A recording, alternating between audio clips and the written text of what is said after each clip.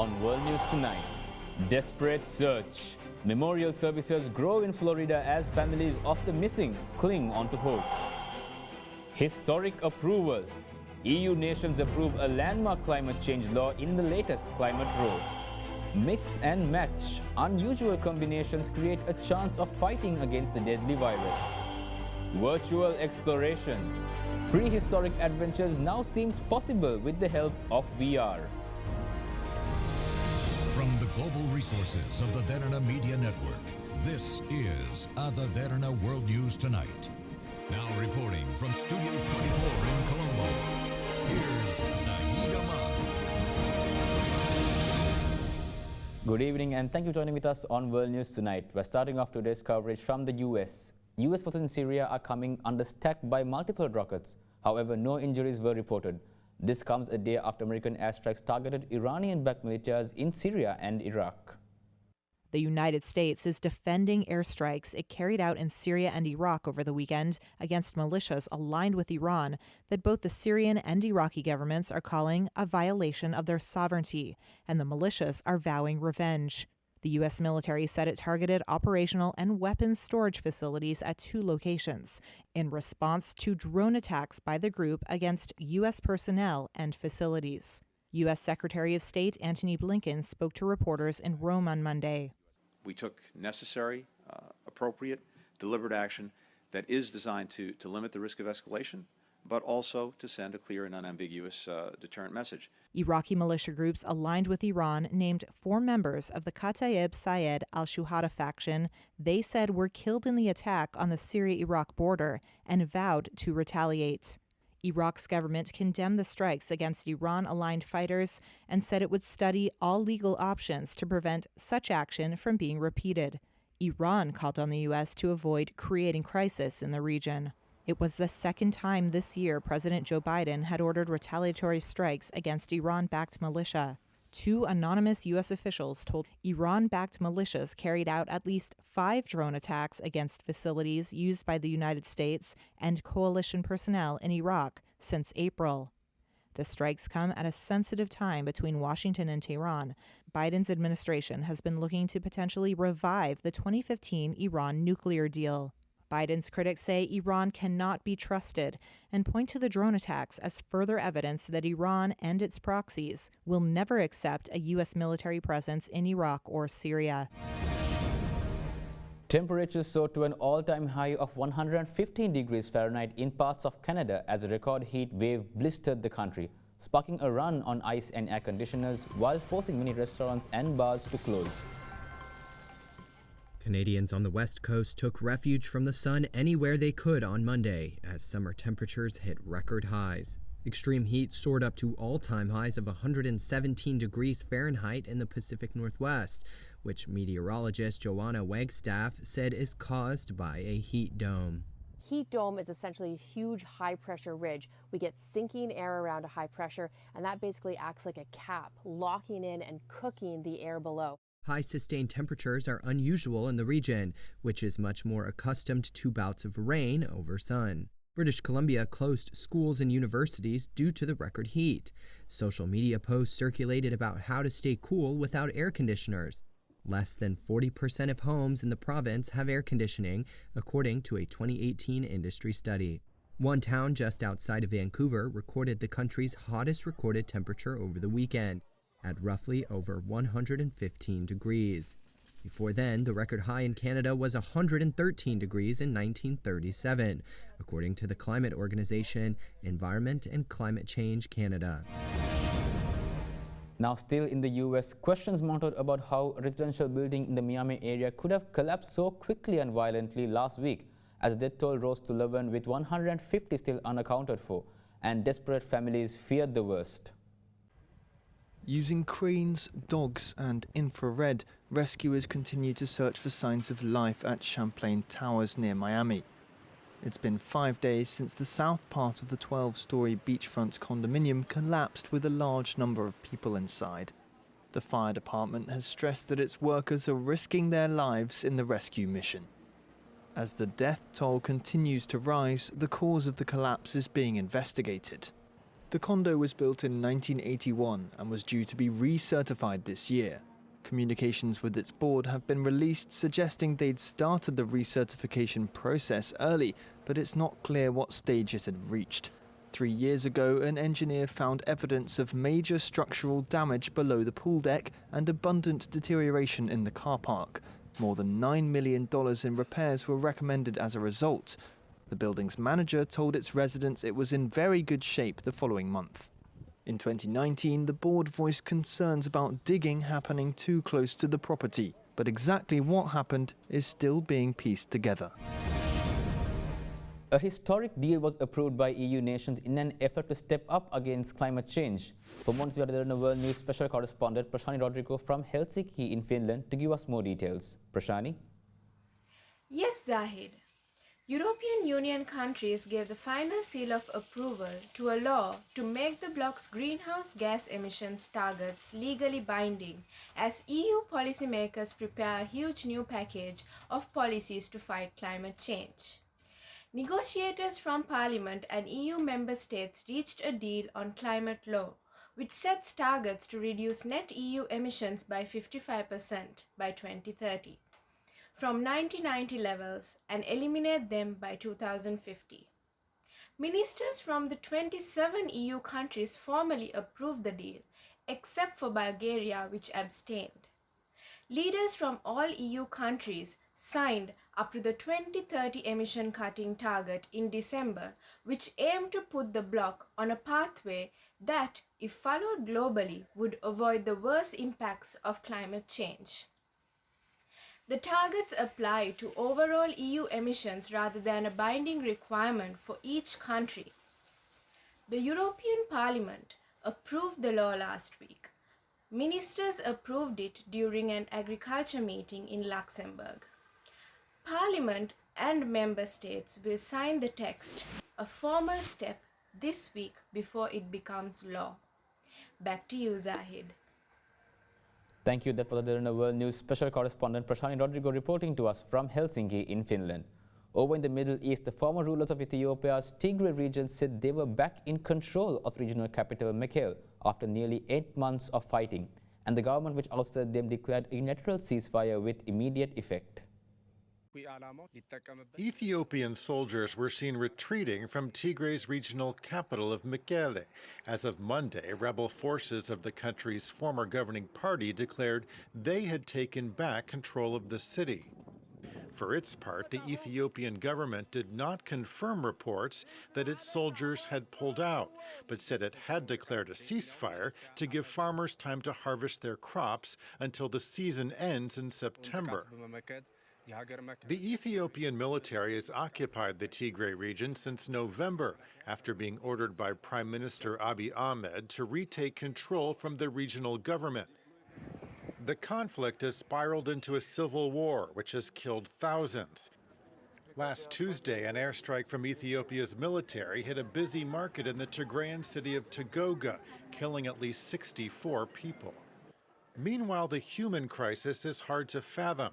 The UN says more than 5 million people in Tigray are in urgent need of food, and U.S. officials have estimated some 900,000 people are facing famine. In the face of what is the world's worst hunger crisis in a decade, Prime Minister Abiy has denied that there is any hunger at all in Tigray. We're now moving on to a short commercial break. Stay tuned for more news around the globe.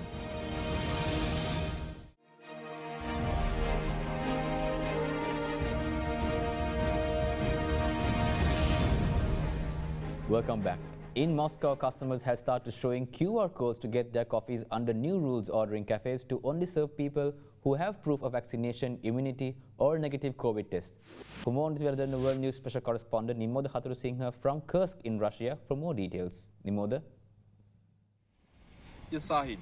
The restrictions, which also cover drinks and meals in bars and restaurants, came into force as authorities scrambled to contain a surge of infections in the capital.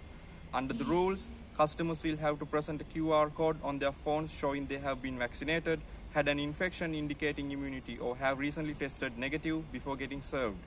Businesses can still serve customers without a QR code on outdoor terraces and verandas until the 12th of July. But some cafe bar owners are not happy. Most claim they have lost revenue because of the new safety measures, and despite being formally open, felt like a second lockdown. Officials have blamed that the surge of infections on the spread of the Delta variant of the coronavirus and slow progress with vaccinations.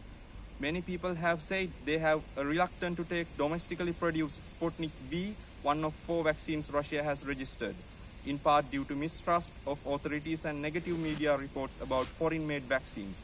Thank you, and back to you, Zahid.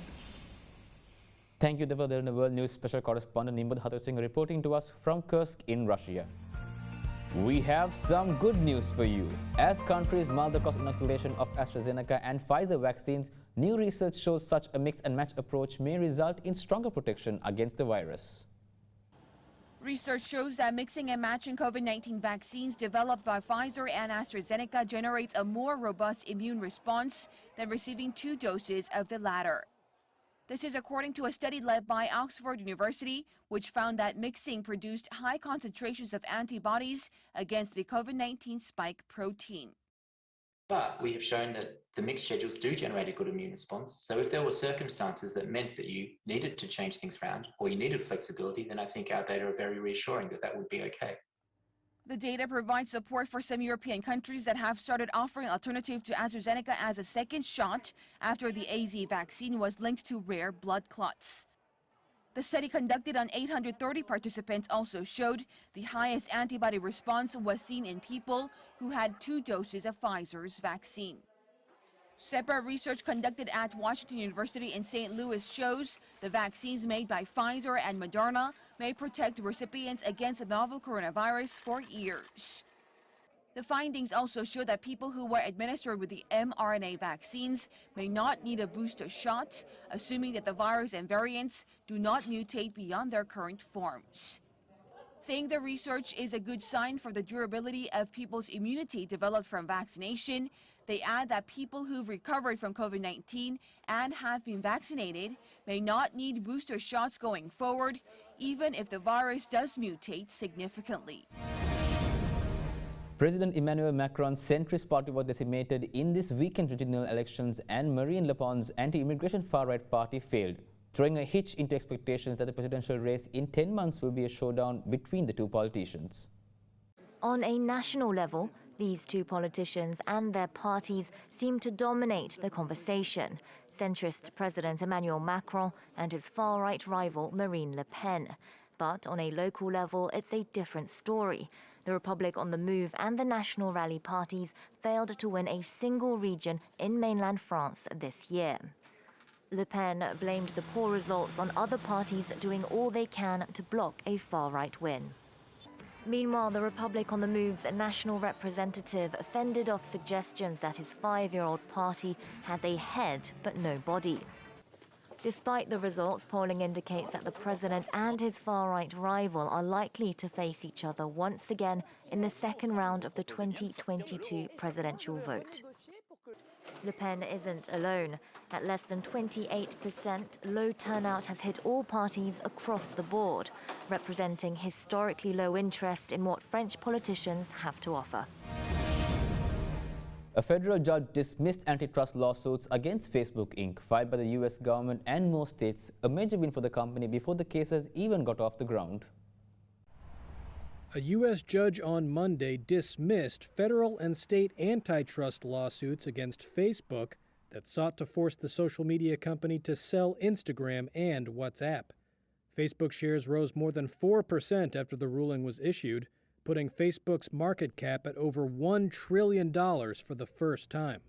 The dismissal was the first major blow to state and federal lawsuits filed last year aimed at reining in alleged abuses of the massive market power wielded by big tech companies. The judge also dismissed a lawsuit filed by multiple U.S. states in December, saying that they had waited too long and could not challenge acquisitions from so long ago.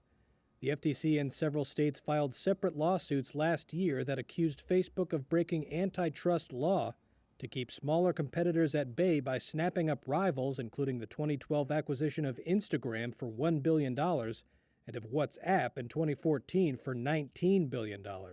The judge said the FTC had failed to show that Facebook had monopoly power in the social networking market, but he said the court, quote, does not agree with all of Facebook's contentions, adding that the agency was, quote, on firmer ground in scrutinizing the acquisitions of Instagram and WhatsApp.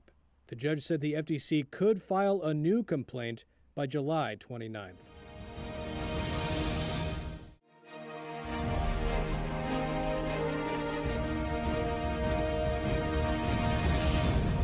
Welcome back for more news. Let's take you around the world in a minute. In the latest aggression by Myanmar's military authorities, 64 people, including minors, have been sentenced to death. The opposition National Unity government said those convicted had no attorney during the trials held in military courts. In retaliation to a series of sanctions imposed by the European Union, Belarus said it had decided to suspend its involvement in the Eastern Partnership. The initiative is aimed at strengthening ties between the regional bloc and its ex-Soviet neighbors. Pope Francis held talk with U.S. Secretary of State Anthony Blinken in the wake of a decision by American Catholic bishops that could lead them to deny communion to President Joe Biden. Britain is on course to be able to lift most remaining COVID-19 restrictions on July 19th. Prime Minister Boris Johnson said in his most confident statement yet that what has been dubbed Freedom Day will take place as planned. The Delta variant of the COVID-19 virus, first found in India, now represents some 20% of COVID-19 cases in France, up from last week's estimate of it representing 9 to 10% of cases. A Hindu hardline group has filed a complaint with the police against Twitter's country head after politically sensitive regions were depicted outside the map of India on its website, kickstarting an investigation into a fresh headache for the US tech firm.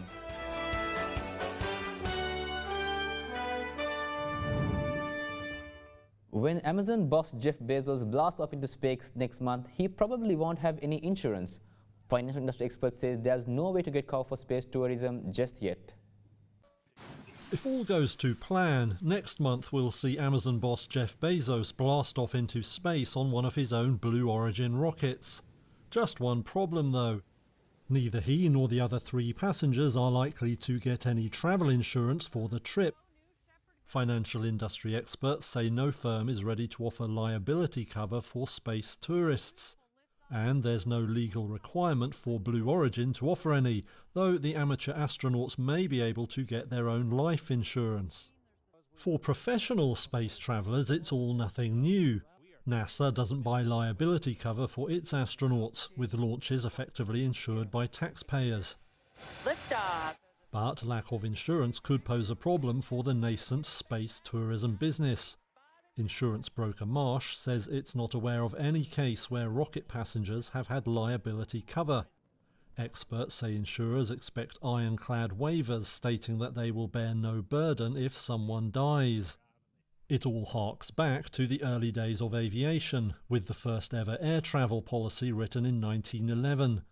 A few years later, adventurer Charles Lindbergh was insured for his pioneering transatlantic flight. Aviation insurance has since become a multi-billion-dollar market, but it's not clear whether that model can be applied to space travel too. For now, a lack of cover may not deter Bezos. As for insurers, they may be happier to provide cover for future flights when the passenger list doesn't include the world's richest man. And finally tonight, nearly 6 decades after France's prehistoric Lascaux caves were made off limits, visitors will once again be able to tour the site, only this time in virtual reality. The famous prehistoric Lascaux caves have come to life for tourists almost 60 years after they were made off limits, but only this time from Paris using virtual reality. Thanks to technology, groups of 6 visitors will be able to take a 45-minute tour through the 235-meter-long cave network starting July 8th. The caves located in southern France, which were first discovered in 1940, are deemed as one of the most important archaeological findings of the 20th century due to cave paintings found there drawn by ancient humans. It was closed to the public in 1963 after carbon dioxide, heat, and humidity produced by around 2,000 visitors per day damaged the paintings. And that's all we have for you on World News Tonight. Join us again tomorrow for more news around the globe. Till then, stay safe and take care. My name is Zahid Aman, and have a great night.